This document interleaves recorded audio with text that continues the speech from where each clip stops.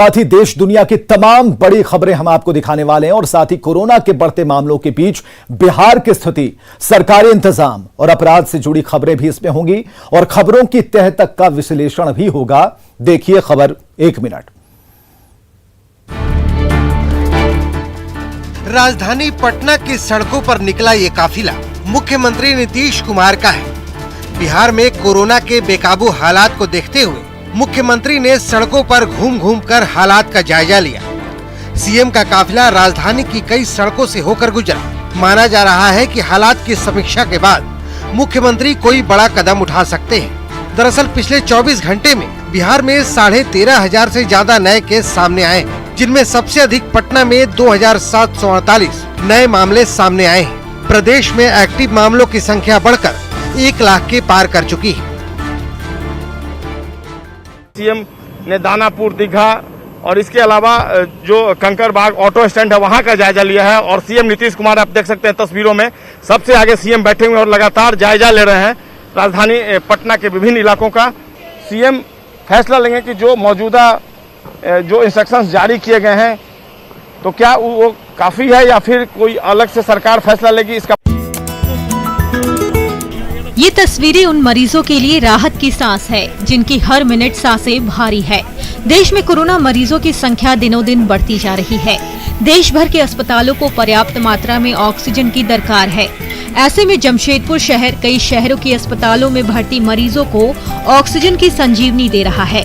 उम्मीद है कि टाटानगर रेलवे स्टेशन से लखनऊ के लिए ऑक्सीजन एक्सप्रेस आज शाम या फिर मंगलवार सुबह रवाना हो सकती है।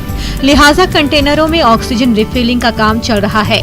लिंडे की जमशेदपुर यूनिट कंटेनरों को रिफिल कर रही है। बीते मंगलवार को 2 टैंकरों से 58 लिक्विड ऑक्सीजन दिल्ली भेजा गया था। हरियाणा सरकार ने भी हर दिन 40 metric ton liquid medical oxygen की डिमांड केंद्र सरकार से की है।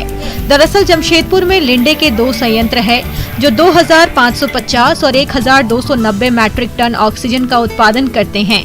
इस प्लांट से अब तक 30 से ज्यादा शहरों को लिक्विड मेडिकल ऑक्सीजन की सप्लाई किया जा चुका है। मुजफ्फरपुर रेलवे स्टेशन पर स्टीम बूथ बनाया गया है।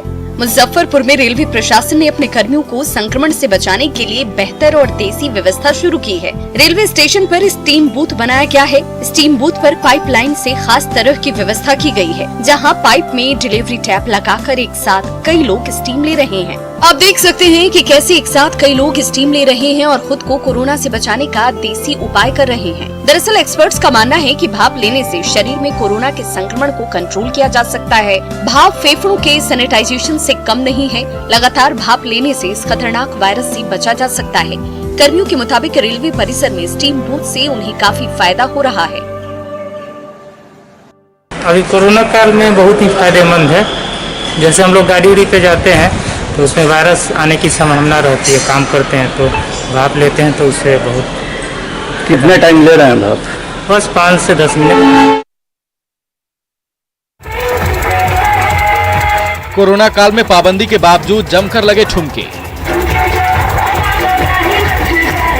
कोरोना गाइडलाइंस की जमकर उड़ी धज्जियां।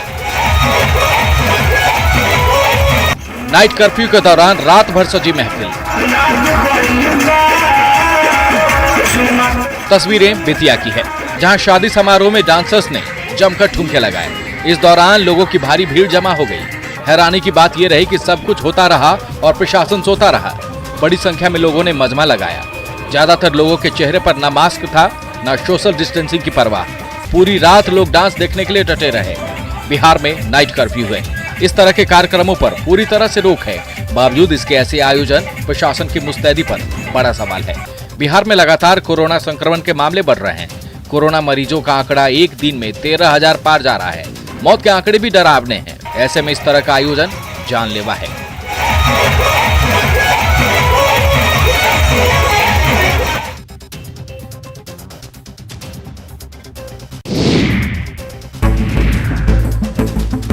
झारखंड में कोरोना लगातार बढ़ रहा है। बढ़ते संक्रमण को देखते हुए झारखंड सरकार ने स्वास्थ्य सुरक्षा सप्ताह को 1 हफ्ते के लिए बढ़ा दिया है, लेकिन लोग मानने को तैयार नहीं हैं। देवघर की लक्ष्मी मार्केट की जो तस्वीरें सामने आई है वो चिंता बढ़ाने वाली है। तस्वीरों में आप देख सकते हैं कि बाजार में किस कदर भीड़ भाड़ है। सोशल डिस्टेंसिंग ताक पर है। ज्यादातर लोगों के चेहरे पर मास्क नहीं है। लेकिन जो ये भीड़ है, इसमें अगर कोरोना विस्फोट होता है तो इसके जिम्मेवार कौन होंगे? हालांकि देवघर में प्रतिदिन कोरोना संक्रमितों की संख्या में बढ़ोतरी भी देखी जा रही है और मौत का भी आंकड़ा डेली बढ़ रहा है, लेकिन ये जो सिचुएशन उत्पन्न हुआ है इसके जिम्मेदार कौन होंगे? ये जो भीड़ है इसके जिम्मेदार कौन होंगे? तस्वीरों में आप साफ देखिए कि चारों तरफ जिधर भी आपकी नजरें पड़ेंगी आपको लंबी लाइनें और लंबी भीड़ दिखाई देती होगी। लोग जागरूक बिल्कुल नहीं दिख रहे हैं, सोशल डिस्टेंसिंग का भी पालन नहीं हो रहा है।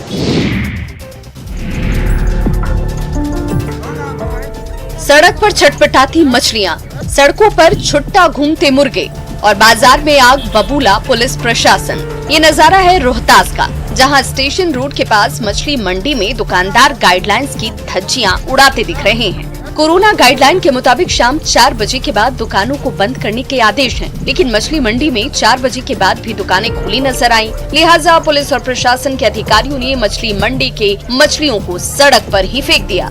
दुकान में रखी मुर्गियों को भी उड़ा दिया गया। गाइडलाइंस की अनदेखी पर दुकानदारों पर 200 रुपए जुर्माना भी लगाया गया। साथ ही दुकानों को 24 घंटे के लिए सील कर दिया गया। एक संतोष बतल बीएमपी में और दूसरा नूर चिकन शॉप बाबूगंज में। दोनों दुकान को 48 घंटे के लिए सील कर दी गई है। संतोष वस्त्रालय से 5000 रुपया जुर्माना भी वसूल किया गया है तथा अन्य पटना और आसपास के लोगों के लिए डीआरडीओ की ओर से बनाया गया ये कोविड अस्पताल बड़ी राहत है।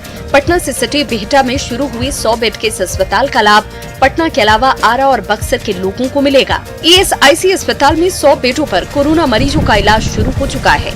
रविवार को 17 मरीजों को भर्ती किया गया। खास बात ये कि इस अस्पताल में साधारण मरीजों का इलाज भी किया जा रहा है। यहाँ दवाइयों के साथ ऑक्सीजन की जरूरत वाले मरीजों को राहत मिल रही है। 200 बेड के अस्पताल को डीआरडीओ की ओर से तैयार किया गया है। उम्मीद है कि अगले 3 दिनों में इस अस्पताल में 100 और बेड की व्यवस्था की जाएगी। बिहार में कोरोना वायरस के बढ़ते मामलों को देखते हुए सरकार और प्रशासन की तरफ से लगातार जरूरी कदम उठाए जा रहे हैं और इस बीच बिहटा स्थित ईएसआईसी अस्पताल में आर्मी के अधिकारियों ने मोर्चा संभाल रखा है। पिछली बार यानी 2020 में बिहटा ईएसआईसी अस्पताल में 500 ऑक्सीजन बेड वाले कोविड अस्पताल को बनाया गया था, जिसका फायदा बिहार के लोगों को मिला था।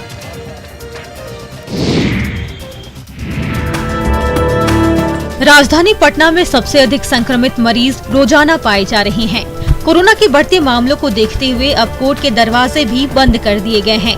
पटना के सभी सिविल कोर्ट और अनुमंडल कोर्ट में चल रहे न्यायिक कार्य 12 मई तक के लिए बंद कर दिए गए हैं।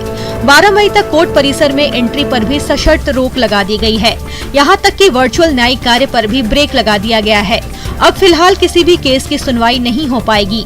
जारी आदेश में कहा गया है कि कोरोना चेन को तोड़ने के मकसद से पटना उच्च न्यायालय से निर्देश प्राप्त कर अदालत को 12 मई तक के लिए बंद किया गया है। कोर्ट के मेन गेट पर सुरक्षा कर्मियों को तैनात कर दिया गया है।